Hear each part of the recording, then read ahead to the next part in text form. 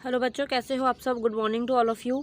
आज की वीडियो में जैसा कि आप देख सकते हैं कि मैं वो चीज़ें आप लोगों के साथ शेयर करूंगी जो आपको बोर्ड एग्जाम्स में ध्यान रखनी है, और आपका क्वेश्चन पेपर जो है वो किस तरह का होता है, कैसा आता है, और दूसरी चीज़ कि क्या क्या गलतियां हैं जो आप लोगों को बिल्कुल भी रिपीट नहीं करनी है, जो कि लास्ट सेशन में बच्चों ने बहुत रिपीट की थी।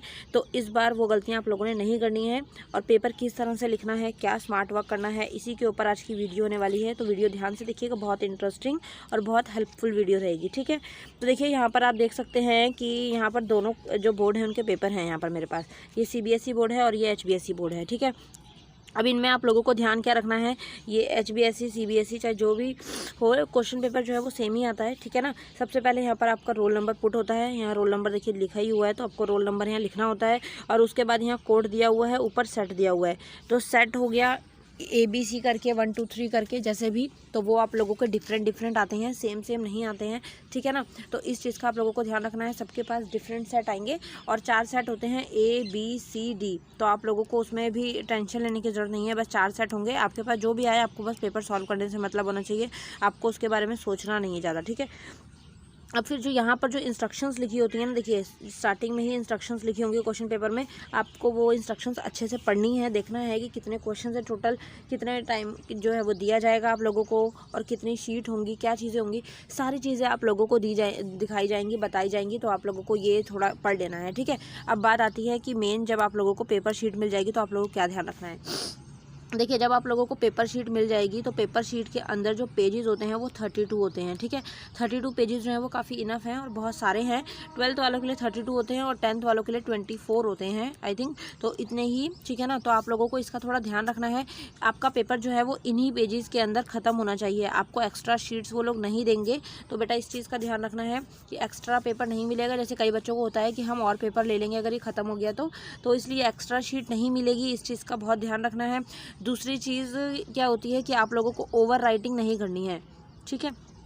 ओवर राइटिंग से क्या मतलब होता है, ओवर राइटिंग का मतलब है अगर 2 नंबर का क्वेश्चन आता है तो आप लोगों को 2 लाइन ही भरनी है, ये नहीं है कि आप उसके अंदर एक पेज भर के आ जाओ। ठीक है, तो इस चीज़ का थोड़ा सा ध्यान रखना है। 1 मार्क का क्वेश्चन है तो उसके लिए आपको 1 लाइनर क्वेश्चन ही आंसर करना है। ठीक है ना। बड़े क्वेश्चन आएंगे, अगर 5 और 6 मार्क्स के क्वेश्चन आ जाते हैं तो फिर आप लोगों को ये है कि एक पैराग्राफ टाइप क्वेश्चन का आंसर लिखना होगा, लाइक 5 to 6 लाइन में। बस आप लोगों को ये ध्यान रखना है कि जितने मार्क्स का क्वेश्चन है उतनी ही लाइन्स फिलअप करनी है, ज़्यादा ओवर भी नहीं लिखना है और ज़्यादा कम भी नहीं लिखना है। ठीक है, तो आई होप ये चीज़ समझ आ गई होगी। दूसरी चीज़ एक और जो मोस्ट इंपॉर्टेंट है कि आप क्वेश्चन को जो है सीरीज़ वाइज अगर ट्राई करें तो सीरीज़ वाइज लिखिए, क्योंकि स्टार्टिंग में सीरीज़ वाइज का मतलब ये होता है कि जैसे first question, second question, third question, fourth, ऐसे आपको क्वेश्चन पेपर में दिया हुआ है। तो आप सीधा 10th क्वेश्चन से स्टार्ट करते हो तो एग्जामिनर को ये होता है कि बच्चों को पेपर जो है वो ज़्यादा आता नहीं है, 10th क्वेश्चन पे ही सीधा जंप करिए। ठीक है, तो इसलिए कोशिश कीजिएगा कि स्टार्टिंग का जो सीरीज़ है वो सेम रहे आप लोगों की। अगर नहीं आती है, आपको लगता है कि मैं बाद में इसको कर लूँगी, तो आप वहाँ पर नंबरिंग कर दीजिए।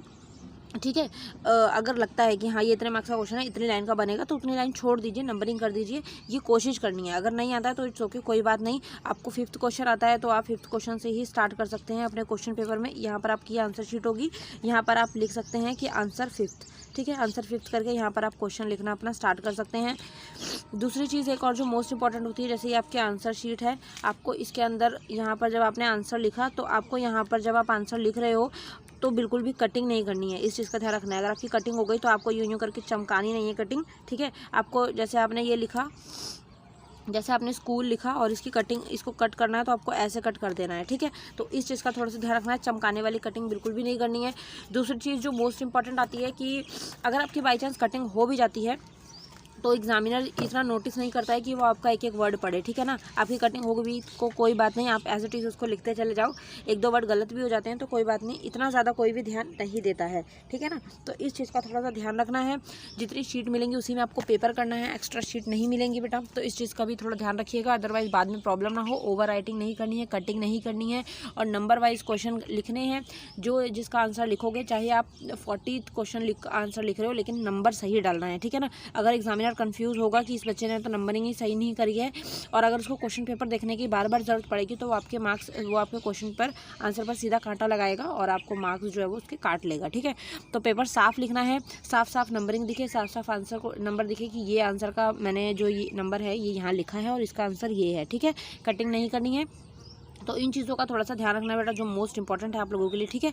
बाकी कोई डाउट हो, कुछ ना समझ आए तो आप कमेंट बॉक्स में बता सकते हैं, और मैं साथ के साथ आप लोगों को अपडेट करती रहूँगी। जो जो चीज़ें ऐसे लगेंगी आप लोगों के साथ शेयर करना ज़रूरी है, ठीक है। तो मिलते हैं नेक्स्ट वीडियो में। Thank you so much for watching, bye bye.